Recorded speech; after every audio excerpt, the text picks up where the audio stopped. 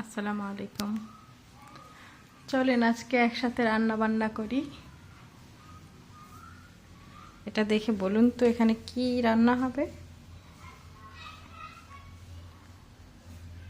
এটা কি মাছ বুঝতেই পারতেছেন, মনে হয় এটা শিং মাছ।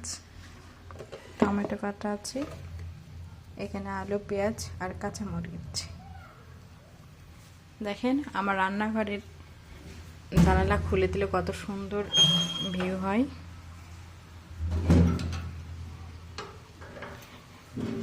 এরকম একটা রান্নাঘরে সারাক্ষণই রান্না করতে মন চাবে, তাই না? দেখুন অনেক সুন্দর, অনেক বাতাস আসে। আর আজকে তো অনেক মেঘলা দিন, বৃষ্টি আসবে আসবে বলে আসতেছে না। তো চলুন ফিরি আমরা রান্নায়। এখানে প্রথমেই আমি লবণ দিয়ে দিচ্ছি যার যার টেস্ট মতো। তারপর দেব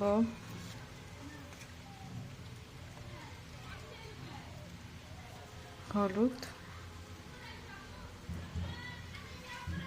আমি বলেই দিই এটা কি রান্না হবে, আপনারা তো বুঝেই গেছেন। এটা আসলে চচ্চড়ি। আমাদের শেরপুরের ভাষায় আমরা বলি পুরপুরি। এই পুরপুরি নিয়ে অনেক হাসির গল্প আছে। আমার খালাতো ভাই থাকে গাজীপুর, ওদিকে আবার পুরপুরি নামে বললে ওরা হাসাহাসি করে। তো ও সব সময় আমার নানির বাসায় এসে নানিকে বলতো, নানি নানি পুরপুরি খাবো, পুরপুরি পুরপুরি। তো নানি খুব রেগে যেত আর কি, কিসের পুরপুরি রে। তো এরকম অনেক হাসির ঘটনা থাকে সবারই। আপনারাও আপনাদের সব ঘটনা আমার সাথে শেয়ার করতে পারেন। এই পুরপুরি আজকে হবে শিং মাছ দিয়ে। পুরপুরিটা যত মাখবেন, যত মাখাবেন তত মজা হবে। অনেকে এই পুরপুরির মধ্যে দেয় আদা রসুন বাটা, আবার শুকনো মরিচ মানে গুঁড়ো মরিচ। আমি এখানে কিছুই দিলাম না। আম্মু সবসময় বলে তরকারিতে অত মশলা দিলে যে স্বাদ হবে এটা কোনো কথা নেই। আম্মুর হাতে রান্না অনেক মজা। আমি জানি সবার আম্মুর হাতের রান্নায় অনেক মজা।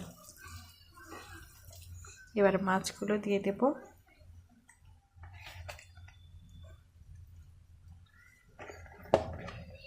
মাছগুলো দিয়ে আবার একটু নেড়ে দেব।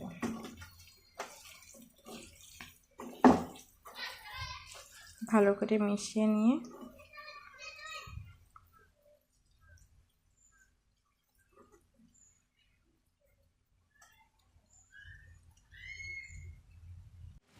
ভালো করে মিশিয়ে নেওয়া হয়ে গেছে। এবার আমি দিয়ে দেবো পানি।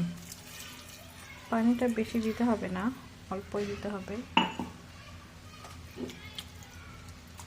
যাতে সব কিছু ভালোভাবে সিদ্ধ হয়ে যায়। এই পুরপুরিটা আসলে হবে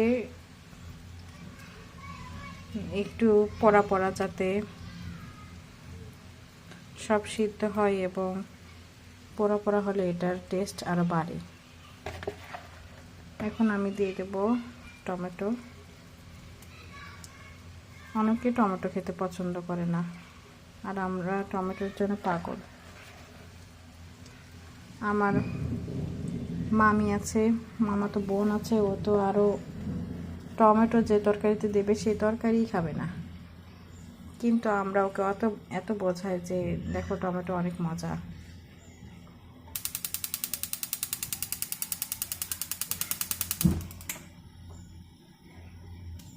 প্রথমে আঁচটা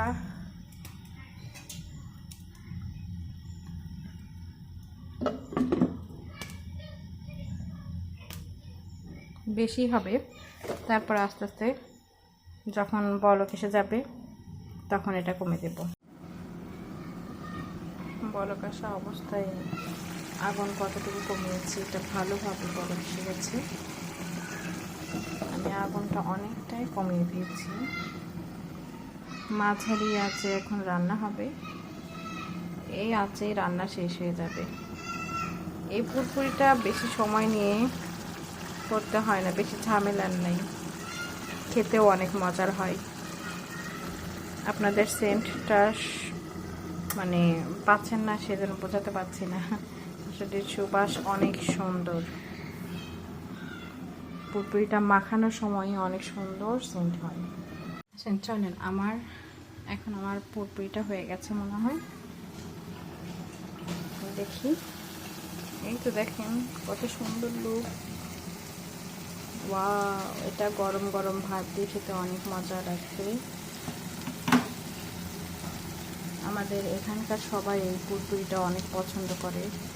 দেখুন শব্দ শোনা যাচ্ছে, তার মানে হয়ে গেছে ওই যে তেল উপরে ভেসে এসেছে।